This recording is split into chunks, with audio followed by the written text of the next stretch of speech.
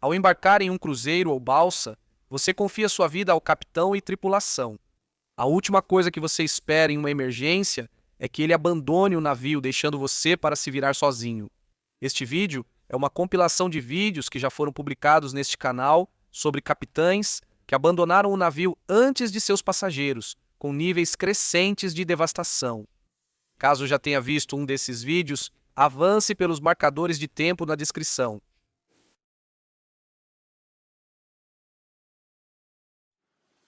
A corrente das agulhas flui pela costa leste da África do Sul. É a corrente oceânica mais poderosa do mundo. Em 1991, o Oceanus perde uma batalha contra a corrente.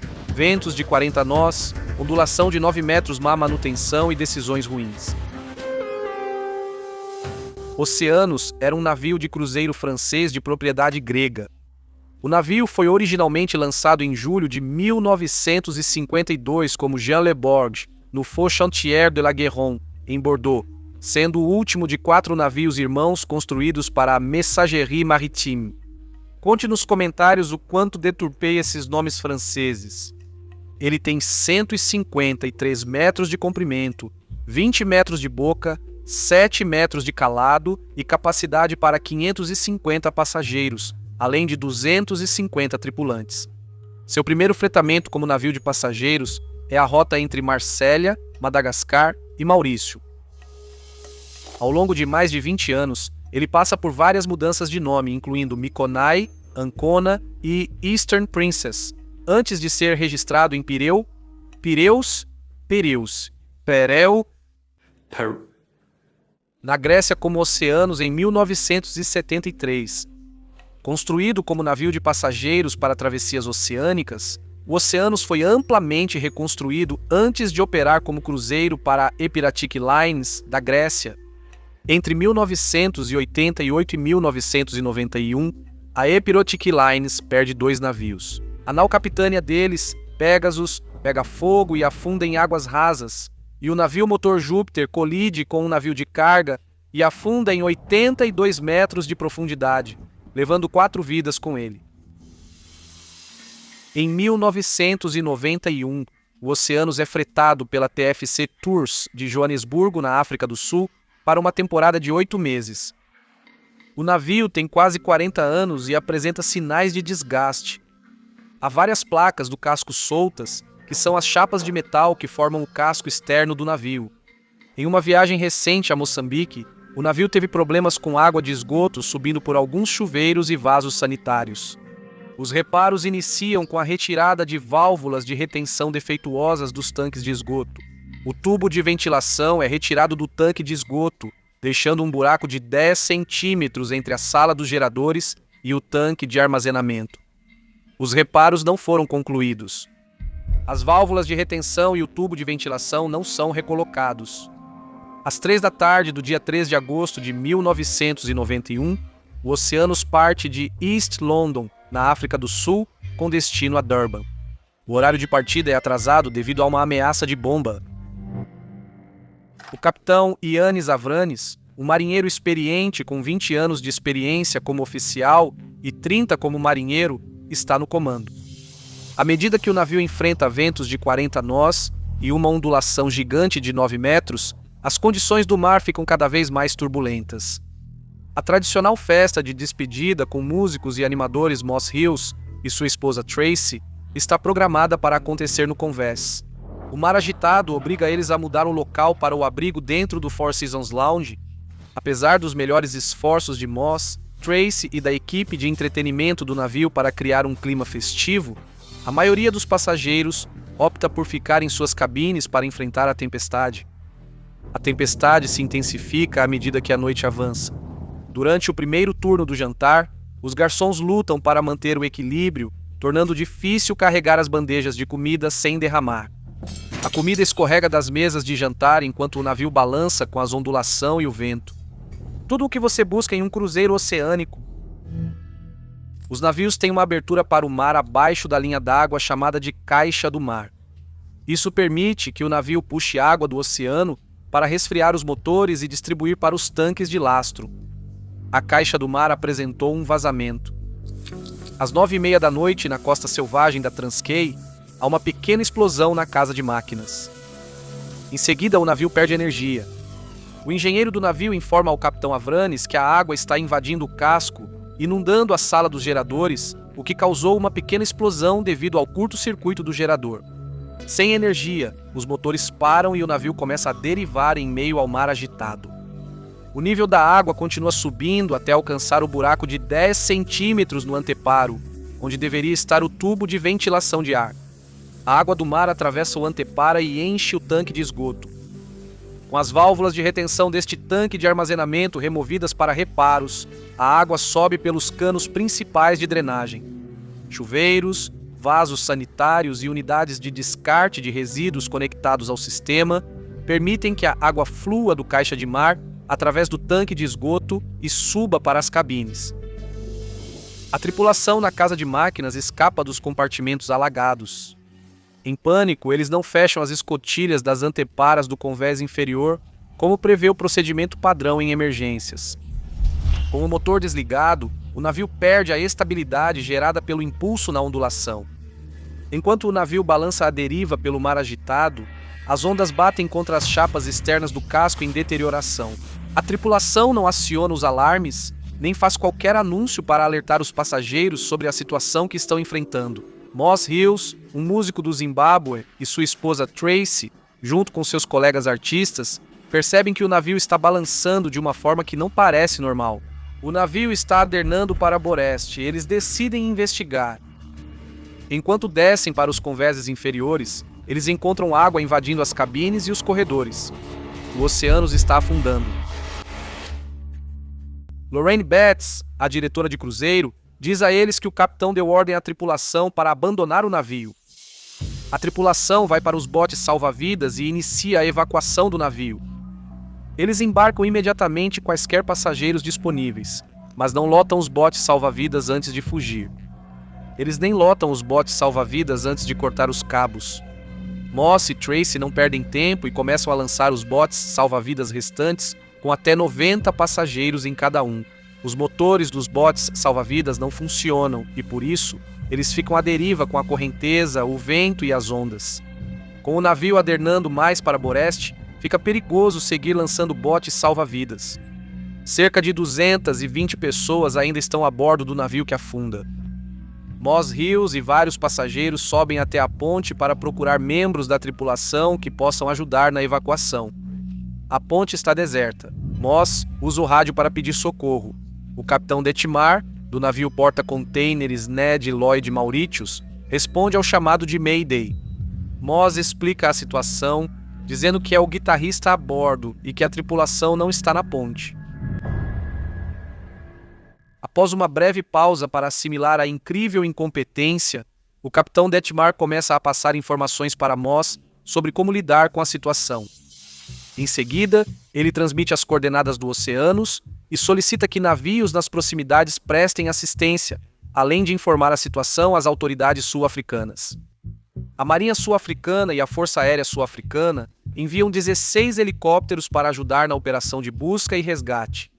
Esses helicópteros transportam passageiros e tripulação para assentamentos próximos de Haven e Hole in the Wall, cerca de 6 milhas ao sul de Coffee Bay, na costa selvagem.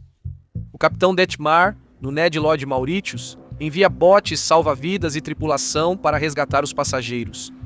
O primeiro helicóptero a chegar desce 2 mergulhadores da Marinha no convés do Oceanos, para ajudar a coordenar a evacuação.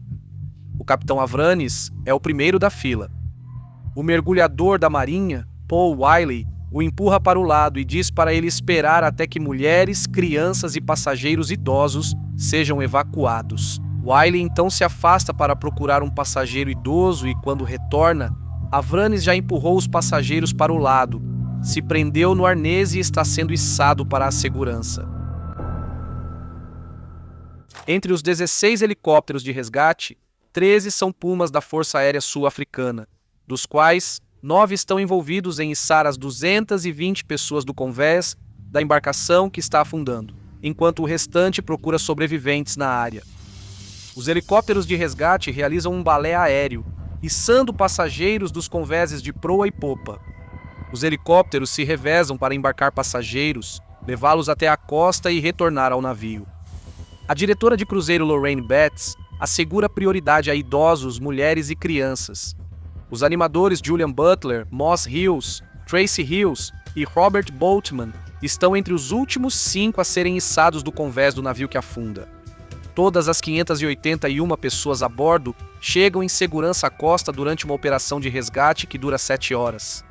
Às 13h30 da tarde do dia seguinte, o oceano começa a inclinar para um lado e a popa se eleva. A proa atinge o fundo arenoso do mar a cerca de 90 metros de profundidade.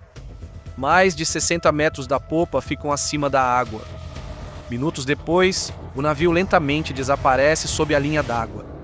O Oceanus repousa sobre o lado de Boreste, com a proa voltada para o mar.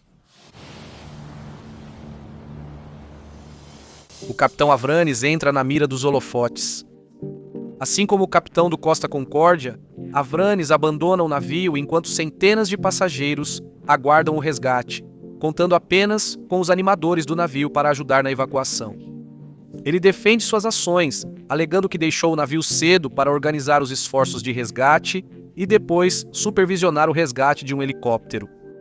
Avranes diz que as baterias descarregadas dos rádios dos tripulantes são a causa do obstáculo na comunicação. Ao ordenar o abandono do navio, não importa quando eu saio. O abandono é para todos. Quem quiser ficar, pode. Apesar da explicação dele, a mídia o retrata como um exemplo de comportamento não profissional enquanto estava no comando. Em 1992, o capitão Avranes e outros oficiais foram considerados culpados de negligência por uma comissão de inquérito grega por fugirem do navio sem ajudar os passageiros durante a crise. Avranes não cumpre pena de prisão e seu empregador, a Epirotic Lines, lhe dá o comando de uma balsa até sua aposentadoria.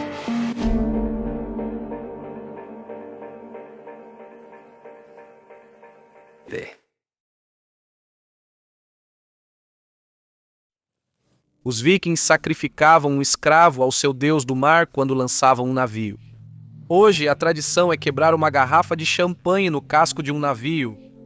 É considerado uma sorte se a garrafa não quebrar. Talvez o Costa Concórdia estivesse condenado desde o início.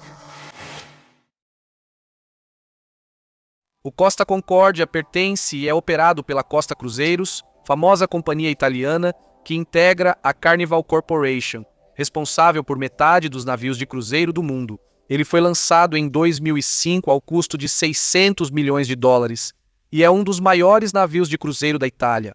Ele tem 952 pés de comprimento, 116 pés de largura e calado de 26 pés, o que significa que, quando o navio está flutuando, 26 pés ficam abaixo da linha d'água.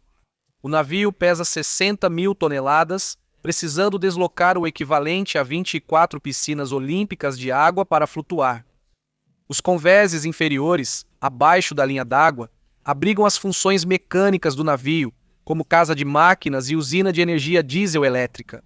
Acima da linha d'água estão 1.500 cabines de luxo, 6 restaurantes, 13 bares, um spa e centro de fitness de 2 andares, um teatro de 3 andares, 4 piscinas, um cassino, uma discoteca e uma variedade de entretenimento para mais de 3.000 hóspedes. O navio está equipado com tecnologia de ponta na ponte de comando, cartas eletrônicas que mostram a posição do GPS na tela e ecobatímetros, que indicam a quantidade de água sob o casco. As rotas são programadas no sistema e qualquer desvio da rota aciona um alarme. Quando um cruzeiro passa perto de uma ilha, alarmes são acionados e devem ser manualmente reconhecidos e desligados pela equipe da ponte. Uma passagem próxima, como um sobrevoo, é comum em navios de cruzeiro. No dia 14 de agosto de 2011, o Costa Concórdia é solicitado pela administração da empresa a fazer uma passagem próxima à ilha de Giglio como uma saudação para celebrar um festival na ilha. O capitão Francesco Scatino atende ao pedido e o Concórdia faz a passagem durante o dia sem incidentes. Para realizar uma passagem que desvie do plano de navegação predeterminado, a tripulação do navio deve planejar e coordenar a rota. Eles analisam a carta náutica para conhecer a profundidade e definir uma distância segura das águas rasas. Depois precisam considerar as condições meteorológicas. O vento os levará para a ilha ou afastará quando passarem. Depois precisam planejar o controle do leme. Ao velejar um pequeno iate perto de águas rasas, é possível mudar de direção rapidamente. Um navio grande como o Costa Concórdia leva tempo para mudar de curso por causa do seu tamanho e inércia. Isso significa que você precisa antecipar a posição e a direção de um navio e fazer ajustes no seu curso muito antes de o navio responder completamente. Às 7 da noite do dia 13 de janeiro de 2012, o Costa Concórdia parte de Civitavecchia, Itália, para um cruzeiro de 7 dias. A primeira parada planejada é em Savona, na Riviera Italiana, 250 milhas a noroeste. Há mais de 1.000 tripulantes e mais de 3.000 passageiros, totalizando 4.229 pessoas a bordo. Cerca de 600 passageiros embarcam no navio em Civitavecchia. Em até 24 horas, todos os passageiros precisam participar de um exercício de evacuação. Nesse exercício obrigatório, os passageiros vão aprender como soa o alarme de evacuação, onde ficam os botes salva-vidas, onde está o seu ponto de reunião e o que fazer em caso de emergência. Por enquanto, o navio parte e os passageiros se adaptam à vida no mar. O capitão Francesco Scatino, de 51 anos, está entretendo Dominika Semortan, de 25 anos, uma dançarina da Moldávia que é convidada do capitão e não está pagando pela viagem. O capitão é casado e tem uma filha, mas talvez o capitão de uma grande embarcação tenha alguns privilégios que não estão descritos na função. Scatino informa à tripulação que fará uma passagem de saudação à ilha de Giglio. A tripulação diminui a velocidade enquanto o capitão janta. O primeiro oficial, Ciro Ambrósio, direciona o navio em direção à ilha de Giglio. Ele desliga o alarme do navio que começa a avisá-lo sobre o desvio da rota traçada. Scatino e sua convidada jantam juntos, e depois Scatino a leva para a ponte às 9 da noite. O maître do navio, Antonello Chiavoli, que é da ilha de Giglio, já está lá. O mentor de Scatino, um capitão da costa aposentado, Mário Palombo, mora na ilha. Scatino tem vários motivos para fazer uma saudação à ilha de Giglio. Uma jovem para impressionar, seu mentor e seu maître. A tripulação acelera o navio para 16 nós para compensar o tempo em que o capitão jantava. Enquanto o maître liga para o capitão aposentado da costa, Scatino pede ao primeiro oficial Ambrósio que cheque o radar. O capitão esqueceu seus óculos de leitura na cabine. O maître entrega o telefone a Scatino para que os capitães conversem. Scatino pede ao capitão aposentado conselhos sobre a proximidade segura de Giglio. Ele afirma querer chegar o mais próximo possível a 0,4 milhas náuticas, cerca de 2.500 pés da costa. O capitão aposentado diz que a profundidade é boa, mas não precisa navegar tão perto, pois há poucas pessoas na ilha no inverno. Ele está em sua casa de inverno no continente. O capitão Scatino já fez essa passagem antes e possivelmente está agradando o capitão aposentado ao pedir seu conselho. O que me chama a atenção é o capitão Scatino pedir informações sobre profundidades a outro capitão quando deveria consultar as cartas náuticas da ilha. Agora, a concentração dele está dividida entre uma tela de radar que ele não consegue ler, uma ligação em que recebe o conselho de não navegar muito perto, e você quase consegue perceber a ousadia dele. Eu sou o capitão agora, já fiz isso antes, sei o que estou fazendo, consigo ver a ilha. Enquanto ele fala ao telefone, o navio se aproxima da ilha rápido para recuperar o tempo perdido, não para manobrar ao redor dela. O capitão Scatino agora está navegando à vista e não pelos instrumentos. Ele ordena ao timoneiro que inicie a curva para Boreste, o que fará o navio virar para a direita para alinhar com o porto de Giglio. Mas agora ele percebe que o navio está mais próximo da ilha do que havia previsto e vê uma formação rochosa, abaixo da linha d'água, à esquerda do navio. Instintivamente, ele grita para virar o navio com força para Boreste, ou seja, o timoneiro gira o leme totalmente à direita. A proa do navio gira para Boreste e desvia das rochas. Se você está dirigindo um carro e vira o volante, as rodas traseiras seguem o caminho das rodas dianteiras, mas um navio é diferente. Quando você manobra o leme de um navio, o navio gira em torno do meio do casco, que funciona como um fulcro. Então, enquanto a proa do Costa Concórdia gira para Boreste, a popa do navio gira para Bombordo. Scatino percebe seu erro e grita a próxima ordem.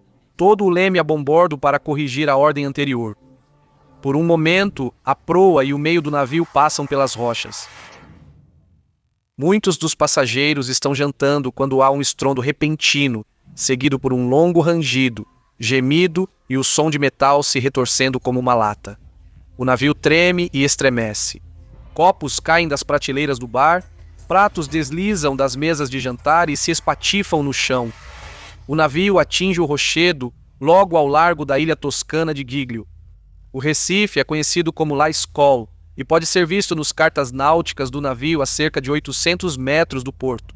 O Costa Concórdia entra em contato com o Recife a 8 metros abaixo da linha d'água, no lado de bombordo, em direção à popa, arrancando 2 longas placas de metal do casco do navio, que tem cerca de 180 metros de comprimento. Uma rocha do tamanho de um carro pequeno fica presa no casco do navio. A água do mar começa a inundar a casa de máquinas, submergindo os geradores e motores. As luzes piscam e apagam, deixando os passageiros no escuro. O pânico se espalha no navio, mas as luzes de emergência acendem logo depois. O engenheiro-chefe informa à ponte que a água está inundando a casa de máquinas e que o navio vai afundar. A água do mar sobe rapidamente até o quadro de comando principal da casa de máquinas. Os convéses inferiores do navio são grandes compartimentos separados. Se 4 desses compartimentos forem inundados, o navio pode afundar. O capitão Escatino, na ponte, percebe que vários instrumentos não estão funcionando. Às 9h45 da noite, um alarme soa. 2 apitos longos e um curto informando a tripulação de um problema. Às 9h50 da noite, o navio começa a adernar. Está inclinando para bombordo, que é o lado onde a água está inundando as salas de máquinas. A tripulação a bordo do navio diz aos passageiros que está tudo bem e que há uma falha elétrica. Agora está tudo sob controle e pedem para que aproveitem o restante da noite. Às 9h57 da noite, 15 minutos após o navio bater na rocha, Escatino liga para o centro de operações da Costa Cruises. Ele diz ao executivo Roberto Ferrarini que um compartimento está inundado, o compartimento com os motores de propulsão elétrica, e que, com esse tipo de situação, a flutuabilidade do navio não está comprometida. Escatino não entendeu a gravidade do impacto. 5 compartimentos estão inundando e ele não ouviu o seu engenheiro-chefe. A guarda costeira recebe ligações de passageiros do navio e localiza o Concórdia no radar próximo a Giglio 6 minutos após a primeira chamada, às 10h12 da noite. Eles chamam o navio pelo rádio e perguntam qual é a situação. O oficial de navegação do navio, Simone Canessa, de 26 anos, responde que há apenas um blackout elétrico. Ela está sob instruções rígidas do capitão para minimizar a situação e insistir que tudo está sob controle, apesar de saber que o navio está fazendo água. A guarda costeira pergunta se precisam de assistência e o oficial responde que não no momento. Os motores pararam, as telas apagaram, o navio está à deriva e perdendo velocidade. O seu impulso o leva para o norte ao longo da costa da ilha, passando pelo porto e depois por uma península rochosa chamada Ponta Gabianara. Escatino faz sua última manobra, travando o leme todo a boreste. O impulso do navio o leva para a frente, eventualmente fazendo-o girar contra o vento e completar uma curva de 180 graus. Agora, o vento empurra o navio de volta em direção à ilha. A água inundando os convéses inferiores, junto com o vento, agora desloca o peso do navio que começa a mudar o adernamento de bombordo para boreste. Escatino solta as âncoras, mas elas não prendem no fundo. A guarda costeira liga novamente para a ponte do Concórdia. Desta vez, o navegador informa que eles estão fazendo água e adernando.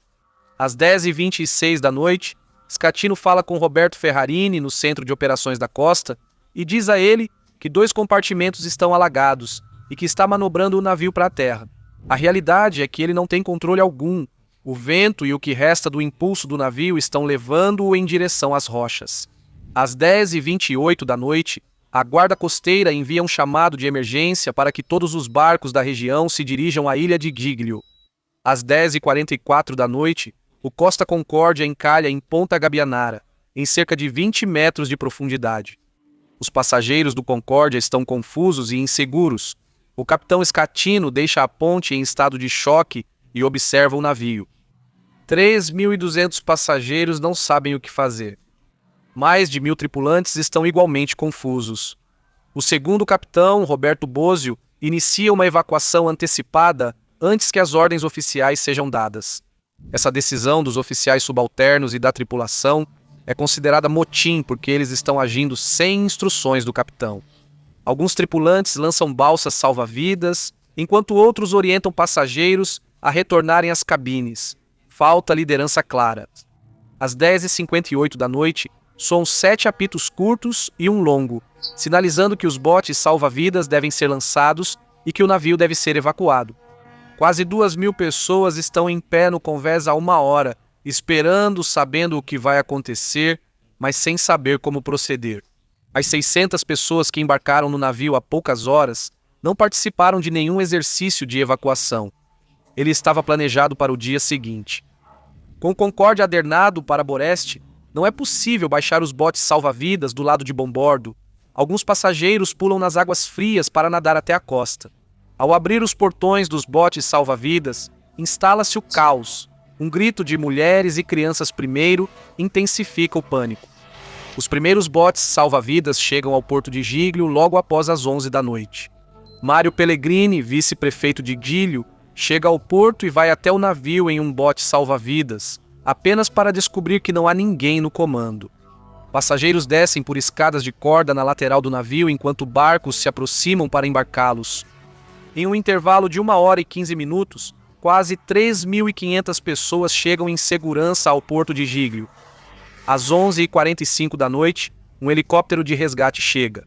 À 00h15, pouco depois da meia-noite, quase todos do lado de Boreste do navio já evacuaram, incluindo o capitão Scatino e alguns de seus oficiais. Mas nem todos saíram do navio. Alguns que entraram nos botes salva-vidas são obrigados a retornar ao navio.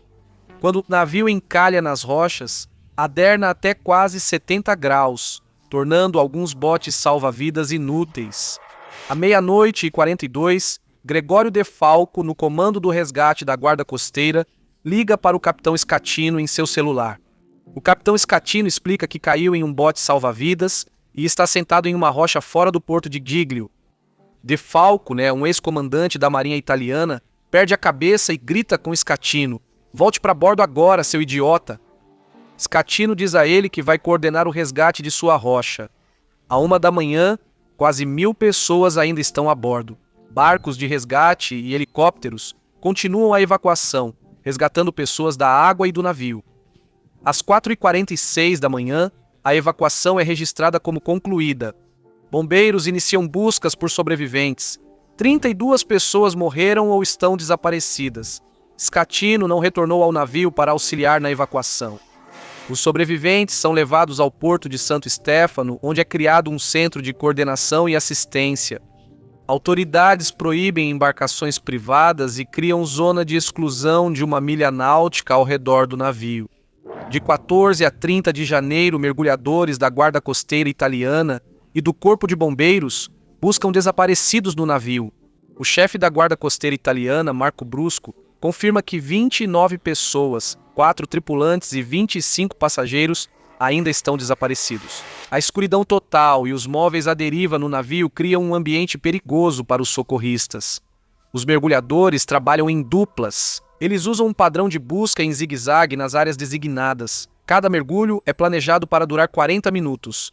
Eles usam linhas de caverna para se orientar com pouca visibilidade e deixam cilindros de ar de emergência no navio. Só conseguem ver até 60 centímetros à frente. Socorristas encontram sobreviventes, como um casal de recém-casados sul-coreanos que dormia durante o ocorrido e o comissário do navio com a perna quebrada. No dia 16 de janeiro, o trabalho de resgate é interrompido quando o mau tempo desloca o navio cerca de 1,5 centímetros. O risco é que ele possa deslizar para águas mais profundas ou que o combustível possa vazar. As operações continuam 3 horas depois. Socorristas usam explosivos para abrir acessos no casco do navio. O navio continua a se mover periodicamente até o dia 24 de janeiro, quando é declarado estável pelo chefe da Agência Italiana de Proteção Civil. No final de janeiro de 2012, o número total de corpos recuperados é de 17. No dia 31 de janeiro, a busca abaixo da linha d'água é encerrada. Em fevereiro, Relatos de sobreviventes dão aos socorristas informações sobre a última localização conhecida de alguns passageiros. Com isso, mergulhadores acham mais 8 corpos nos destroços. A Smith International da Holanda e a italiana Neri iniciam a retirada das 2.380 toneladas de combustível pesado do navio. Eles começam esvaziando 15 tanques com cerca de 84% do combustível do navio, processo que leva quase um mês. Para isso, usam o método chamado trepanação. Como os tanques ficam submersos, mergulhadores comerciais são chamados para instalar válvulas nas partes inferior e superior do tanque de combustível. O óleo grosso é aquecido para torná-lo um pouco menos viscoso. A água do mar é bombeada para o fundo do tanque para substituir o óleo que é retirado pela válvula superior. Como o óleo flutua sobre a água, à medida que o óleo é removido, a água do mar substitui o óleo a partir do fundo do tanque e garante que o tanque permaneça com flutuabilidade negativa e não desestabilize o navio. O processo se repete até que os 15 tanques estejam vazios em 24 de março. Após, mergulhadores abrem um buraco no casco para acessar a casa de máquinas alagada. Eles retiram cerca de 350 metros cúbicos de óleo diesel e lubrificantes da casa de máquinas.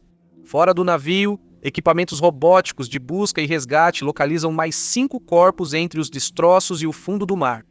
Após retirar combustível e óleos, inicia-se a remoção dos destroços, que pode ser feita de 2 formas. Eles podem desmontar os destroços no local ou podem reflutuá-los e depois desmontá-los em um dique seco, que é o que eles decidem fazer. Um plano é elaborado para selar as brechas no casco, reflutuar a embarcação com a ajuda de grandes boias infláveis e, em seguida, rebocá-la. Esta será a maior operação de salvamento já realizada. Estima-se que levará de 7 a 10 meses e, sujeito às condições do tempo e do mar, começará em maio de 2012, ao custo de 300 milhões de dólares. O contrato para o trabalho de salvamento foi concedido a uma joint venture entre a empresa de salvamento Titan, sediada na Flórida, e a empresa italiana Micoperi. Nick Sloan, mestre de salvamento sul-africano, foi escolhido para liderar a operação. Em junho de 2012, 6 meses após o encalhe, uma barcaça é posicionada ao lado de boreste do navio. O radar, o toboágua e a chaminé do navio são removidos para estabilizar a embarcação e evitar que ela deslize ainda mais pelo fundo do mar inclinado. A chaminé do navio é a última a ser removida em dezembro e, em meados de janeiro de 2013, as empresas de salvamento começam a construir uma estrutura de apoio subaquática. Primeiro, criam um leito marinho artificial de areia e cimento na parte inclinada do naufrágio. Depois, constroem uma plataforma de metal para o navio repousar. Em 15 de janeiro de 2013, 2 corpos desaparecidos são vistos na popa do navio, mas não são recuperados por estarem em local inacessível na embarcação. Entre janeiro e setembro, a construção da plataforma subaquática continua. O Costa Concórdia tem um enorme buraco abaixo da linha d'água, e por isso a engenharia envolvida para fazê-lo flutuar novamente é brilhante. 15 flutuadores são soldados no lado de bombordo da embarcação, que fica acima da linha d'água. Os flutuadores são grandes tanques herméticos. Em setembro de 2013, a plataforma subaquática foi finalizada e os flutuadores de bombordo instalados. Embora variem de tamanho, um desses flutuadores mede 33 metros por 10 metros por 20 metros. Isso significa que cada flutuador desloca 6,6 milhões de litros, equivalente a 2,65 piscinas olímpicas de água. No dia 16 de setembro, a equipe de resgate inicia um processo chamado de parbuckling. Cabos são presos da plataforma ao lado de bombordo do navio. Os cabos são tensionados usando tensores hidráulicos chamados de macacos de cordoalha. O navio é lentamente puxado para uma posição vertical. À medida que o navio gira, os flutuadores são inundados com água do mar. A água nos flutuadores ajuda a girar o navio para a posição vertical, repousando sobre a estrutura subaquática na manhã seguinte. Em 26 de setembro, um corpo é achado no centro do navio. Novas inspeções são feitas e flutuadores são acoplados ao lado de boreste do navio. Em 1º de fevereiro de 2014, ao soldar flutuadores do lado de boreste, uma chapa de metal caiu sobre um mergulhador espanhol, prendendo-o e cortando sua perna. Outros mergulhadores o libertam e levam à superfície, onde ele sangra até morrer. No dia 14 de julho, os operadores de resgate começam a reflutuar o Costa Concórdia da sua plataforma submersa. Os 30 flutuadores podem deslocar cada um cerca de 2,5 piscinas olímpicas de água, totalizando 75 piscinas olímpicas. Isso significa que eles oferecem quase 3 vezes mais flutuabilidade para reflutuar um navio de 60 mil toneladas, que precisa deslocar o equivalente a 24 piscinas olímpicas de água para atingir flutuabilidade neutra. Eles bombeiam lentamente a água de todos os flutuadores até que o navio flutue livre da plataforma. Depois, rebocam o navio por uma curta distância da costa até águas mais profundas. Em 23 de julho, eles começam uma viagem de 4 dias até o porto de Gênova. Mergulhadores acham partes de corpos nos destroços com o navio atracado. No dia 3 de novembro de 2014, quase 2 anos após o encalhe do Costa Concórdia, o último corpo é encontrado nos destroços do navio. Ao longo de 2015, o navio é desmontado a um custo de 115 milhões de dólares e o metal é vendido como sucata. O Costa Concórdia ficou fora da ilha de Giglio por quase 2 anos. Durante esse tempo, caçadores de lembranças saquearam o navio, roubando caixas registradoras, joias, móveis, obras de arte e o sino do navio. Quando o navio colidiu com a formação rochosa, o impacto arrancou 2 longas faixas de aço do casco do navio. Posteriormente, foram encontradas no fundo do mar, a 90 metros da ilha principal. Com compensação às vítimas, resgate e desmantelamento, o desastre custou quase 2 bilhões de dólares, 3 vezes o valor dos 600 milhões gastos na construção. 33 pessoas morreram no incidente, incluindo 27 passageiros, 5 tripulantes e 1 mergulhador de resgate. O capitão Scatino foi acusado de homicídio culposo. Os advogados alegaram que o navio era amaldiçoado porque a garrafa de champanhe não quebrou. Atualmente, ele cumpre sentença de 16 anos de prisão e duvido que divida o beliche com uma dançarina de 25 anos da Moldávia. Hoje, os navios de cruzeiro devem realizar um exercício obrigatório de evacuação antes de zarpar.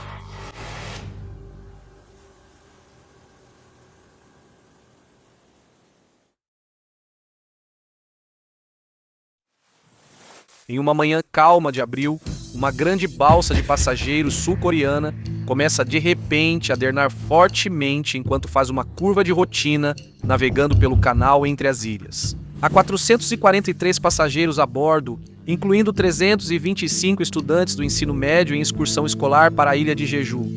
Os estudantes e passageiros são avisados do perigo de sair das cabines. Não devem ir aos convéses externos e devem permanecer em suas cabines enquanto o navio aderna e afunda mais.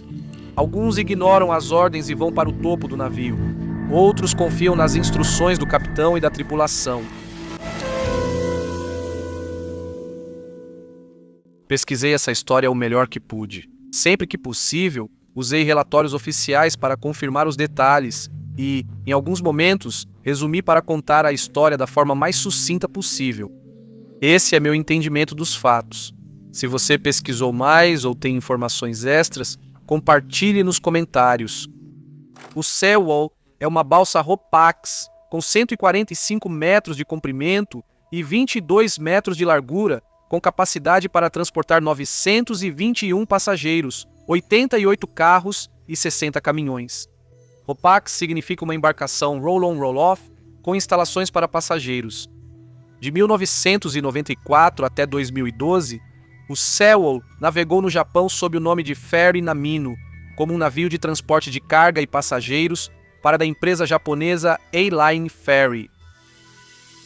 Em outubro de 2012, a Shanghai Marine, com sede em Incheon, Coreia do Sul, compra o Sewol da A-Line Ferry. Já é um navio antigo e um tanto deteriorado. No inverno de 2012 para 2013, antes do navio ser registrado na Coreia, eles fazem modificações significativas. Eles adicionam 2 convéses de passageiros e expandem o porão de carga do navio. A tonelagem bruta do Sewol aumenta em 239 toneladas, de 6.586 para 6.825 toneladas, o que significa que o volume interno do navio é maior.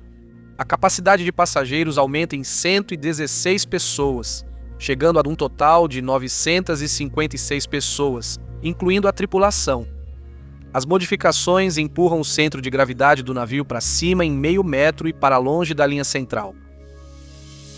Após a conclusão das modificações, o Sewol é inspecionado pelo Registro de Navegação da Coreia e considerado apto para uso. Durante a aprovação das modificações, o Registro de Navegação da Coreia também muda os limites de carga do Sewol. Eles, na verdade, reduzem a quantidade máxima de carga que o navio pode transportar de 1.450 toneladas para 987 toneladas e aumentam a quantidade de lastro necessária de 1.333 toneladas para 1.703 toneladas. Embora a Shanghai Marine tenha aumentado o volume do porão de carga do navio e pretenda que o navio transporte mais carga do que antes, o navio se torna menos estável por causa das modificações, o que significa que deve transportar menos carga e precisa de mais lastro para mantê-lo nivelado. Após as inspeções, o navio recebe mais 37 toneladas de mármore instaladas na galeria, que eu presumo serem decorativas. O navio entra em serviço em março de 2013, com a aprovação do Registro Coreano de Navegação. Isso acontece antes do relatório final ser divulgado. É bastante difícil determinar a linha do tempo exata, mas parece que a aprovação é dada com base nos projetos das modificações, em vez do relatório de teste real após a inspeção. Os projetos acabam sendo documentos falsificados. Quase um ano depois, o relatório do teste de estabilidade do Registro de Navegação da Coreia é concluído em 24 de janeiro de 2014. O relatório afirma que o Sewol ficou muito pesado e menos estável após as modificações. Esse relatório não é enviado à Associação de Navegação da Coreia, responsável pelos ferries, nem à Guarda Costeira da Coreia, que supervisiona a associação e a segurança marítima. Entre março de 2013 e abril de 2014, o Sewol faz uma rota regular entre a cidade de Incheon, perto de Seul, na Coreia do Sul continental, e Jeju, uma ilha ao sul do continente. O capitão do Sewol, capitão Shin, alerta a Shanghai Marine de que o Sewol é um navio instável com base no relatório final de estabilidade. Os avisos de Shin foram transmitidos à Shanghai Marine por meio de um funcionário da autoridade portuária de Incheon no dia 9 de abril de 2014, 6 dias antes da sua última viagem. Shin afirma que a empresa ameaçou demiti-lo se ele continuasse com suas objeções.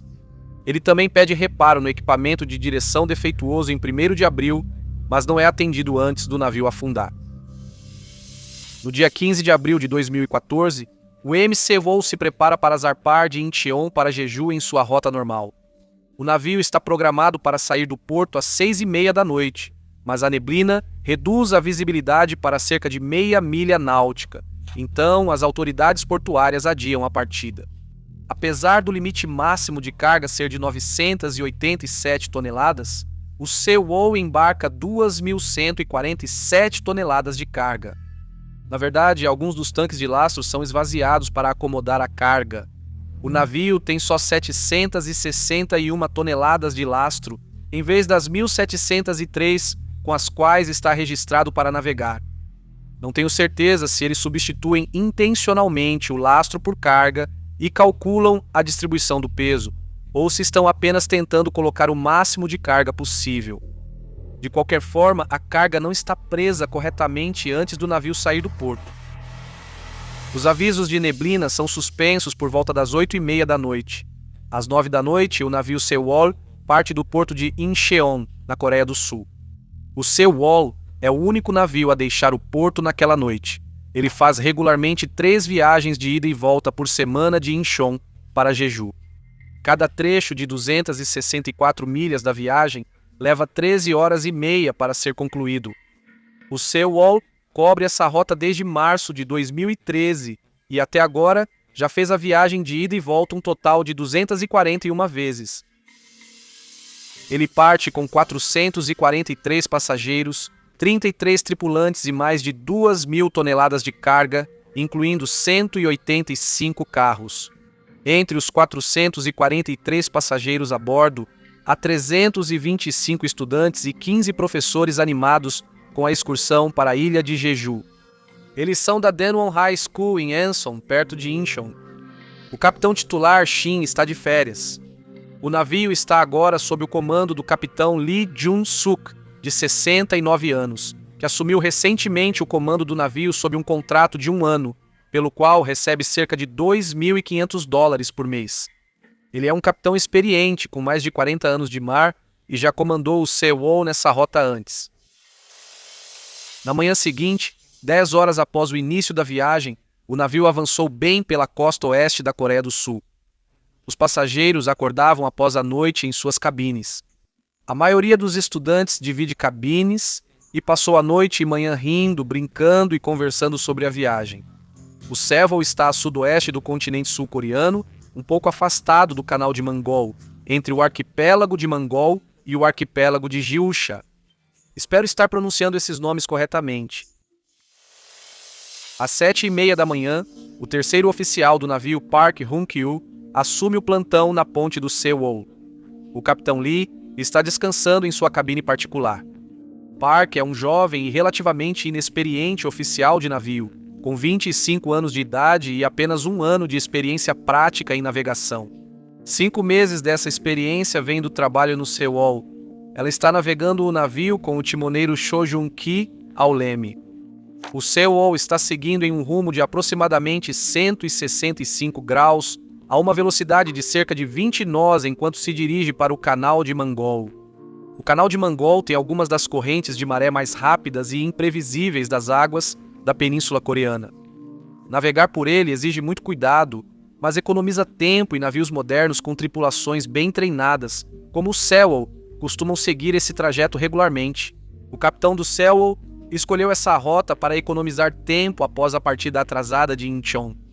Normalmente, um oficial mais experiente navegaria essa parte da viagem, mas o atraso na partida também atrapalhou a escala de turnos, o que significa que Park está de plantão durante a passagem do navio pelo canal de Mangol.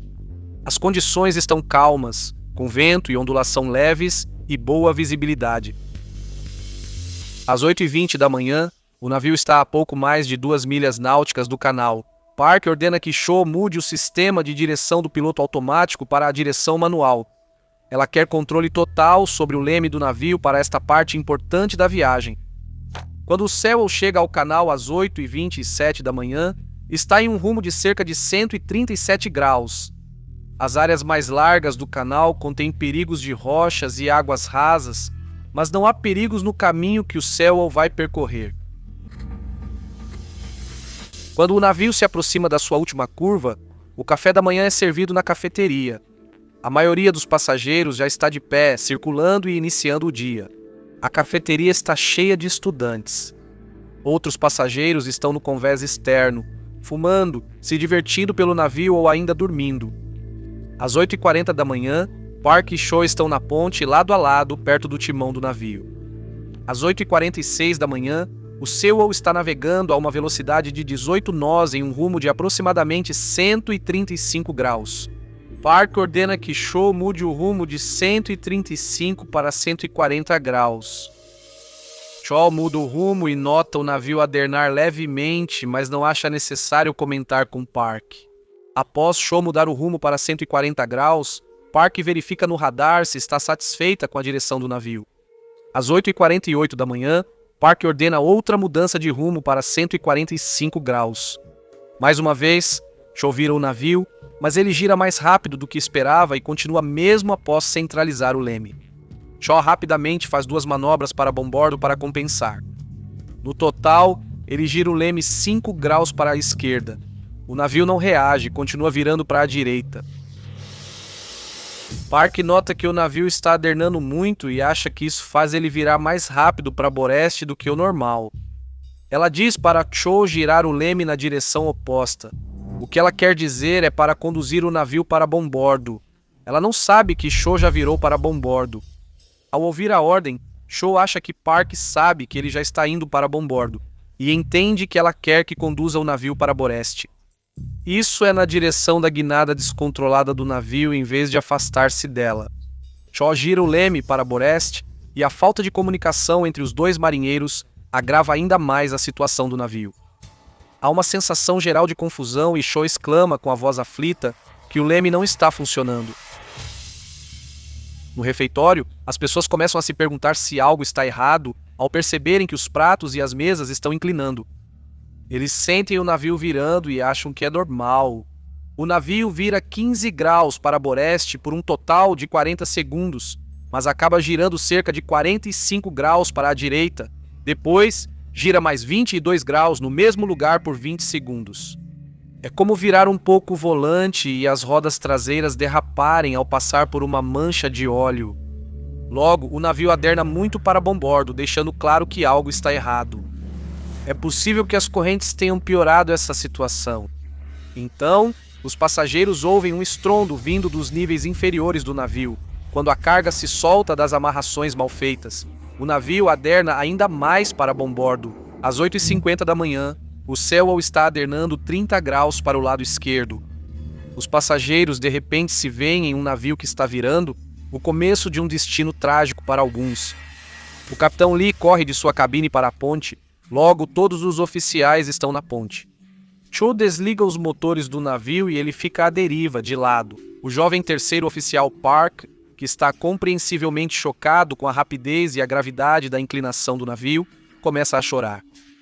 O capitão Lee e outros membros da tripulação avaliam a situação e tentam decidir o que fazer.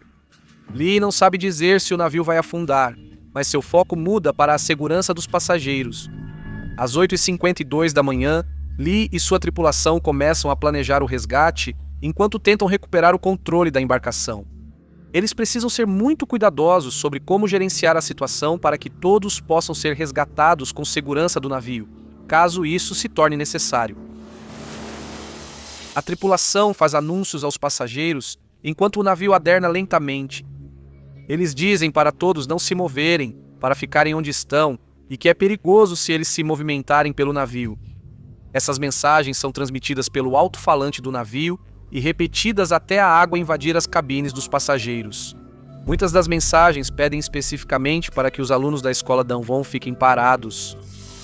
Enquanto isso, a primeira ligação de emergência para a Terra é feita por um dos alunos, Choi Do-cha. Às 8h52, Choi liga para o Serviço Nacional de Emergência e informa que o navio onde está começou a virar. Às 8h54 da manhã, Choi é conectado à guarda costeira de Mokpo, uma estação da guarda costeira no sudeste do continente sul-coreano, e ele explica a situação para eles. 3 minutos depois, a guarda costeira de Mokpo ordena que o navio patrulha 123 vá ao local. A embarcação parte às 8h58 da manhã. De acordo com o manual da guarda costeira, a patrulha 123 deve inspecionar a área e resgatar rapidamente os passageiros. Os anúncios no sistema de alto-falantes do navio continuam dizendo: permaneçam onde estão. Eles são feitos pelo oficial de comunicações do navio, Kang Hae-seong. Ele avisa a todos que se movimentar pelo navio é perigoso. Outros tripulantes repetem essa mensagem aos passageiros por todo o navio. Durante o naufrágio do Costa Concórdia, a tripulação instruiu todos a permanecerem nas cabines e não circularem pelo navio. Os passageiros ignoraram esses avisos e foram para o convés do navio. Muito provavelmente devido a uma cultura autoritária, a maioria das pessoas no Sewol, especialmente os estudantes da Daewon High School, obedeceu às instruções recebidas e permaneceu abaixo do convés. Vídeos gravados por estudantes em celulares serão recuperados mais tarde do navio. Esses vídeos mostram os estudantes tentando entender o que acontece no navio e lidar com a situação assustadora que enfrentam. Acima de tudo, há confusão sobre a gravidade da situação. Em outros momentos, há verdadeiro medo. Eles estão assustados, temendo a morte. Outros procuram coletes salva-vidas ou pensam se a água lá fora está fria demais para pularem do navio. Eles percebem coisas como seus sapatos começando a escorregar pelo chão. Outros veem pelas janelas que o navio parece afundar. O navio está ficando mais escuro. Quando vão avisar para evacuarmos? Será que eles estão tomando a decisão certa? O navio não está afundando? Outros tentam escapar, mas está ficando cada vez mais difícil sair do navio andando pelas paredes em vez do chão. Às 8h55, a tripulação do Sewol faz sua primeira ligação para as agências de resgate em terra. As chamadas entre o navio e as agências de resgate, assim como entre as próprias agências. Diversas unidades da Guarda Costeira e a Marinha da Coreia do Sul são informadas. A Marinha envia 2 embarcações de patrulha extras ao local. Embarcações de pesca locais já chegaram ao local, algumas já por volta das 9 da manhã. As agências de resgate discutem a situação com Lee e sua equipe pelo rádio. Às 9h20 da manhã, a tripulação do Sewol informa que o navio está adernando mais de 50 graus para bombordo e afundando ainda mais na água. Às 9h23 da manhã, o Serviço de Tráfego de Embarcações, que coordena o tráfego marítimo na área, ordena à tripulação do Sewol que informe os passageiros para colocarem os coletes salva-vidas. A tripulação informa que o sistema de som do navio está fora de serviço e o serviço de tráfego manda avisar pessoalmente aos passageiros para vestirem coletes salva-vidas e roupas extras para se prepararem para as águas frias. Não há coletes salva-vidas suficientes para todos. Talvez por isso informem ao serviço de tráfego que o sistema de som está fora do ar. Às 9h25, o serviço de tráfego de embarcações pede ao capitão Lee que decida logo sobre evacuar o navio, alegando falta de informações para decidir por conta própria. Em resposta, Lee pergunta sobre o resgate e o serviço de tráfego de embarcações responde que barcos de patrulha devem chegar em 10 minutos e que um helicóptero chegará em 1 minuto. Lee responde que há passageiros demais para um helicóptero. Ele opta por pedir aos passageiros que fiquem em suas cabines, mensagem transmitida por Kang, o oficial de comunicações, pelo alto-falante do navio. É possível que haja uma lacuna na linha do tempo e o sistema de transmissão já esteja fora do ar. O Sewol está virando e os passageiros estão confusos. Eles precisam decidir se seguem as instruções da tripulação. Alguns passageiros seguem os anúncios para permanecer onde estão, mesmo vendo a água subindo dentro do navio. A maioria dos jovens estudantes ainda segue os anúncios, enquanto outros vão para os conveses superiores em vez de ficar nas áreas inferiores do navio. A patrulha número 123 chega ao local às 9h30, sendo o primeiro navio de resgate oficial após o incidente. O navio é nomeado comandante no local. Entre o despacho e a chegada ao local, a embarcação de patrulha 123 não se comunica diretamente com o Sewol pelo rádio. Eles entram em contato com outros navios na área, em vez disso. Ao chegarem, os tripulantes da patrulha 123 desconhecem o conteúdo da comunicação entre o Sewol e as agências de resgate. Eles não falaram com a tripulação do Sewol e não têm uma compreensão clara da situação. O Sewol aderna mais de 50 graus para bombordo.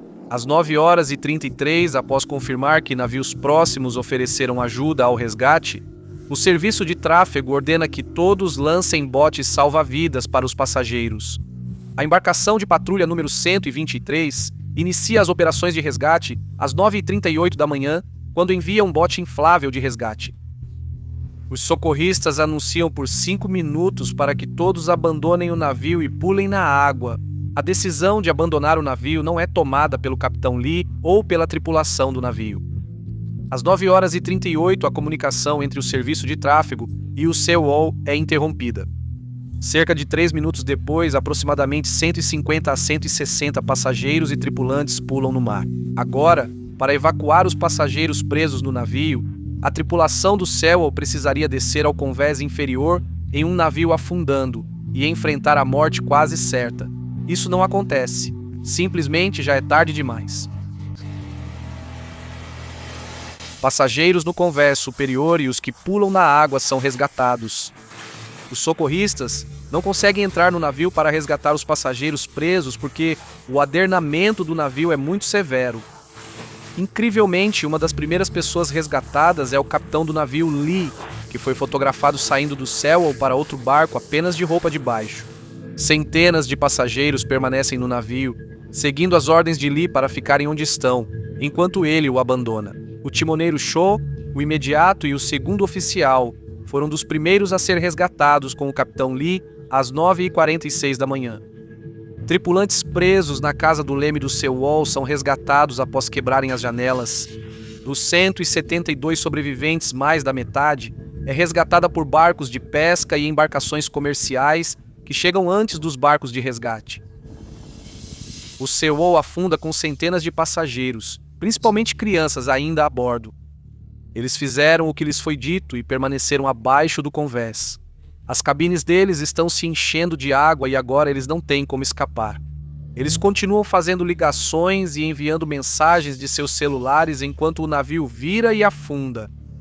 Algumas das mensagens são para se despedir, outras são para pedir ajuda e outras mostram que os passageiros ainda não percebem o que está acontecendo. A última mensagem é enviada às 10h17 da manhã. Após o naufrágio, um senso de urgência tardio surge enquanto recursos são destinados a uma operação de resgate desesperada. Navios da Marinha, como destroyer, fragata e outras embarcações de resgate, além de helicópteros e aeronaves, são enviados ao local. O resgate conta com 40 mergulhadores das Forças Especiais, 82 da Unidade de Salvamento Naval e 114 da Flotilha de Guerra Naval Especial da República da Coreia.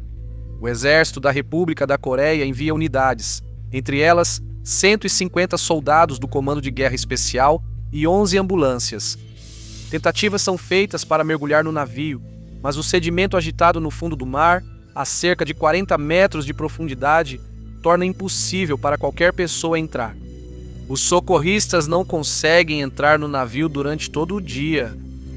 À 00:30 do dia 17 de abril, a guarda costeira dispara sinalizadores no céu para iluminar o casco virado, que ainda está acima da linha d'água. 8 comandos da guarda costeira e mergulhadores da Marinha buscam corpos e um possível ponto de entrada no casco do navio. Às 6 da manhã, 171 navios, 29 aeronaves e inúmeros mergulhadores estão envolvidos no esforço de resgate.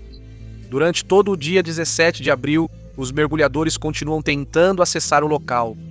Às 10 da noite, um dia após o navio virar, os socorristas conseguiram encontrar apenas 14 corpos. Só no final da manhã do dia 18 de abril, que os mergulhadores conseguem acessar o casco do navio pelo convés de carga. Todos a bordo se afogaram. Nos meses seguintes, o número de mortos confirmados sobe lentamente para 304. 5 pessoas nunca são encontradas. As consequências do naufrágio do Sewol e da perda de 304 passageiros são enormes. O capitão do Sewol e vários membros da tripulação recebem grande parte da culpa pela perda dos passageiros. Não ordenarem que os passageiros abandonassem o navio e ainda o abandonarem por conta própria causa indignação. Dias após o desastre, toda a tripulação responsável pela navegação do Sewol é presa. O capitão Lee, o imediato Kang Won-sik, o segundo oficial Kim Young-ho e o chefe de máquinas Park Ji-ho são todos acusados de homicídio por negligência grave. Prisões também ocorrem na Shanghai Marine, Associação Coreana de Navegação e Registro Coreano de Navegação. O capitão Lee é condenado à prisão perpétua. O desastre passa a ter consequências graves para o governo da Coreia do Sul e para a presidente Park, que era a presidente do país na época. Park e seu governo foram acusados de serem responsáveis pelo ambiente regulatório frouxo que permitiu que o Sewol navegasse em condições inseguras. Além disso, eles também foram acusados de serem responsáveis pela operação de resgate mal conduzida que foi realizada para o navio. Para piorar as coisas, Park e seu governo tentaram minimizar o desastre e controlar a reação do público, controlando as informações que eram divulgadas. A popularidade de Park como presidente despencou após o desastre do Sewol e ela nunca recuperou sua popularidade. Teorias alternativas foram apresentadas e depois descartadas, como explosão, colisão com recife ou submarino. Como em muitos acidentes de grande escala, não houve um único evento isolado que levou a esse desastre. Modificações alteraram o centro de gravidade do navio com base em documentos que foram falsificados para obter aprovação. Após testar a estabilidade do navio, esses resultados não foram compartilhados com as autoridades que regulam a segurança de navios comerciais. O navio não estava devidamente lastreado e a carga não foi fixada para evitar que se deslocasse durante a viagem. Uma tripulação inexperiente foi deixada para navegar pelo trecho mais perigoso da rota. Quando ficou claro que o navio estava em apuros, os passageiros foram orientados a ficar abaixo do convés e obedeceram. Quando os órgãos de resgate foram informados, eles só assumiram o controle da situação quando já era tarde demais. Embora tenha feito o primeiro chamado de emergência, Choi morre afogado na embarcação tombada e seu corpo é recuperado mais tarde de dentro do navio. A ordem para abandonar o navio nunca foi dada aos passageiros que estavam abaixo do convés. Apesar de menos passageiros que o Costa Concórdia, houve mais mortos. Nos dois casos, os capitães foram dos primeiros a abandonar a embarcação.